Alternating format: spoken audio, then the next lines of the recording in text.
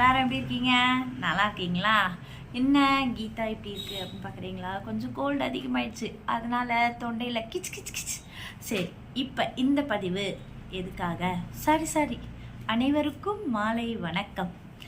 இந்த பதிவு எதுக்காக அப்படின்னு பார்த்தீங்கன்னா, இனிமேட்டு டெய்லி நம்ம வந்து சீரியல் ஒரு சீரியல் பற்றி நம்மளோட சின்ன சின்ன கருத்தை போடலாம் அப்படின்னு முடிவு பண்ணி இப்போ தான் ஜஸ்ட் நான் பாப்பா ஜெய் எல்லாரும் பேசணும் முடிவு பண்ணி தான் போடலாம். இன்றைக்கி நாங்கள் பார்த்த சீரியல்லையே எனக்கு எப்பயுமே இந்த சிந்து பைரவி வந்து அது வந்து தப்புகளை வந்து உருவாக்குற கதையாக தான் தெரியும். தப்பே செய்யாதவங்க கூட அந்த சீரியலை பார்த்தாங்கன்னு வச்சுக்கோங்களேன், அந்த சிந்து பண்ணுற ஃப்ராடு வேலையெல்லாம் கற்றுக்கிட்டு அப்படியே நிஜ லைஃப்பில் பண்ண ஆரம்பிப்பாங்க. யாருமே வந்து இதை பண்ணக்கூடாது, இவ பண்ணுற மாதிரி நம்ம லைஃப்பில் நம்ம பண்ணக்கூடாது அப்படின்லாம் நினைக்க மாட்டாங்க.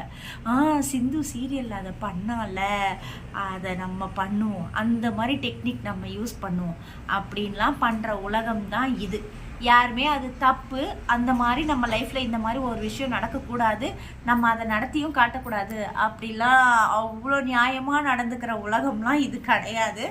அதனால் சிந்து பைரவி சீரியலில் இந்த சிந்துவோட திருட்டு ஆட்டம் வந்து என்னைக்கு வந்து கூடிய சீக்கிரம் வெளியே வரும் அப்படின்னு தயவு செஞ்சு சிந்து பைரவி சீரியல் எடுக்கிறவரே, தயாரிப்பாளரே, கதை எழுதுறவங்களே, தயவு செஞ்சு அதை கொஞ்சம் சீக்கிரம் எடுத்துகிட்டு வந்து முடிக்கிற வழியை பாருங்கள். அவங்க மேலே மேலே தப்பு செஞ்சுட்டே இருந்தால் இந்த உலகம் அதை பார்த்துட்டு திருத்திக்காது. அதுங்களும் தப்பு செஞ்சு இருக்கிறவங்க தலையில மண்ணள்ளி போடுவாங்க. இந்த சிந்து பைரவியோட டாப்பிக்கை பேசுறதுக்காக தான் நான் வந்தேன். கதையை நான் முன்னாடியே சொல்லிட்டேன், சரிங்களா?